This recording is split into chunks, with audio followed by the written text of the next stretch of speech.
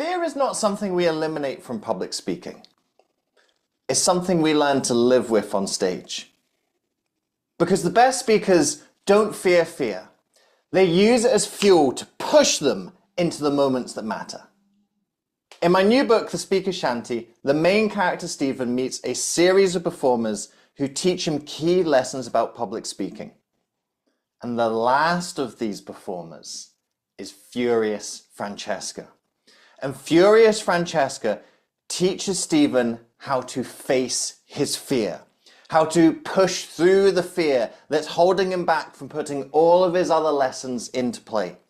And when you read the book, you're going to find out what are the ways that Francesca helps Stephen to push through this fear. And today in this video, I'm going to outline some more fundamentals that Francesca doesn't have time to cover in the book that's going to help you to face your fear as well. The first thing you've got to do to face your fear on stage is you've got to take risks. If you just do the same presentation in the same way that you've seen it modeled, or the same way you've always done it, you're playing safe. Take risks on stage. Try putting in that joke and see if it works. Try out that interactive activity and see if your audience connects with it. Try to present on a new topic area or present in a different style. If you're a really energetic and bold speaker, see if you can have a softer, more measured approach. And if you're softer and more measured, go bold. Because what we learn on stage is that nothing here is life or death. If that joke doesn't work, you're not going to die. If that exercise doesn't land, the audience aren't going to kill you. You've got to take risks. By taking risks, you're teaching yourself there's nothing to be scared of on stage. And by taking those risks, you're giving yourself the opportunity to find something that works better. And that ultimately is what is always on the other side of our fear. There is something that works better if we're able to push through and find it. The second thing you've got to do to face your fear is you've got to take a side. When you are presenting on a topic area, you've got to show this is what I think is the right decision. This is what I think is the right path. Now, we're not talking about doing this in a biased, blinkered way. We're not talking about doing this in a partisan way that we sometimes see in our politics nowadays. Not doing this in a misinformation way where you're being deliberately deceptive or manipulative. But what I'm talking about is bringing your opinion and belief through in your speech. Not hedging your bets. Not saying, well, you could maybe do this and you could maybe do that. Because the great leaders of history didn't hedge their bets. Martin Luther King didn't stand up there and go, well, I think civil rights, it could make society better. Maybe it won't, maybe it will. But how about we try it and see? No, he was like, we need civil rights because it's going to make society better. Great leaders take a side. You need to take a side in your speeches as well. State your beliefs, state your opinions, because people aren't listening to you because they want to find out all of the options. They're listening to you because they're looking for direction. They want to know which of these options is best for me. And if I'm going to follow you, I want confidence that you're going to be able to take me in the direction I want to go. You're going to make this option a good choice for me. And the only way that you get people to buy into that, the only way you get people to go along that journey with you, the only way that you can direct people to something is to take a side on what you're directing them to. I've got one more tip to share with you on facing your fear. Just before I do, let me tell you a little bit more about this book that I was waving about earlier. This is my new book, The Speaker Shanty. And as I said, the main character of this book, Stephen, meets a series of performers who teach him key speaking lessons to help him to find his voice and share it with the world. If you're someone looking to find your voice and share it with the world, the lessons in this book can help you do that. The book's available right now on Amazon. You can get it in ebook, paperback, audiobook, whatever your preferred version. It's going to cost you about $15 depending on what version of the book you get, shipping costs. So you can go there right now and get the book. I've got another option for you though. because I also have a deluxe edition of this book. And in the deluxe edition, you can get all formats of the book, electronic, paperback, and audiobook. And thrown in there as well, you've got my online course, Superhero Speaker. Superhero Speaker was a 5-week course that I ran live with students. I've taken the recordings from that course, put it together in an online program for you. And this program is going to help you to unlock your speaking superpowers and make a greater impact on your audiences. Now, that online course normally costs $147. You get it in the deluxe edition as a free bonus. So how much does the deluxe edition cost? It costs $15. So you can go onto Amazon and you can get just the book for $15, or you can get the deluxe edition of the book. You get all formats of the book and the online course thrown in as well. I've put the description to the deluxe edition of the book in the video description below. Click the link, go through, you'll get all the electronic content as soon as you sign up, and the paperback will get shipped to you as fast as international shipping allows. Now, we've got one more tip to cover on how you can face your fear. The third tip for facing your fear is to practice intensely.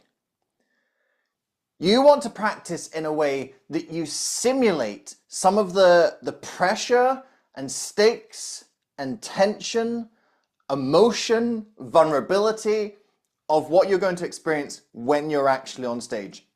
So there's lots of different things that I'll do to engineer a bit more pressure when I practice. First of all, when I'm talking about practice, I mean practice in front of real audiences. So you can't really put yourself under pressure when you're just standing in your room delivering a speech by yourself, because if you do make a mistake, if you do flub a line, there's no consequences. Nobody's going to see you, nobody's going to do anything. So when I'm talking about practice, it's got to be in front of real audiences. Now this can be online, this can be in person.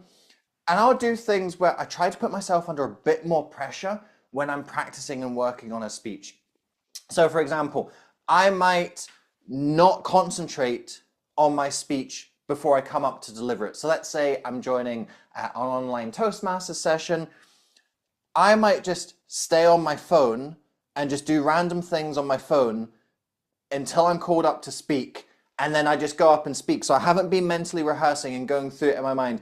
I just show up and see, well, actually how much of this is deep within me and how much of it is more of that short-term rehearsal aspect in my head. Other things I might do is I might change part of a speech. I'll put something new in. And again, I don't practice and go through that new bit a couple of times before I go up on stage. I just go again to that practice session. I'll have the new bit in there and I'll deliver it for the first time on stage. So I'll put myself in a situation where I may be delivering material that's a little bit unfamiliar, where it doesn't feel so smooth. And then I'm putting myself under pressure of, can I articulate and get this out when it's something that's not so familiar to me? So I know this sounds like a little bit strange and almost like a little bit self-sabotage in a way. It's not deliberately setting yourself up to fail. It's not signing up for a 15-minute speech and then not having put anything together and going up onto stage and just winging it. That's setting yourself up to fail. This is trying to replicate situations on stage where maybe your mind is somewhere else, where maybe you've got something going on in your personal life and you're distracted, you've got a family member who's sick, or you've just had a big argument with a loved one. So putting yourself in a situation where your mind might not be fully present, can you still deliver? Or maybe sometimes you get an audience and you're feeling like there isn't that rapport and there isn't that engagement, and that can be really off-putting sometimes. Can you deliver when you're feeling, oh, I don't know if this speech is actually connecting with the audience or not? Now, sometimes it actually is, but you're just not seeing it visually. They're not a very outwardly expressive audience.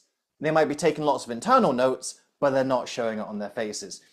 So how can you put yourself in those positions when you practice, so that when you go up onto stage and you're doing the real thing, this is the final version of the speech to the intended audience, if something happens on stage where your speech isn't going swimmingly and perfectly, Are you used to feeling under pressure? Are you used to your mind being elsewhere, or starting to feel disconnected with the audience, or feeling that you're struggling a little bit to put together and articulate the content? Practice intensely. The more you encounter these situations in your practice, the better equipped you're going to be to encounter them when you're up on stage. If you practice easy, you aren't preparing yourself for the tough situations. If you stand in your room and you just recite your speech perfectly to yourself every time, if you do that enough, anyone can get to the point where they're standing in their room, I'm reciting this perfectly, I know this. Because you're not under pressure in this scenario.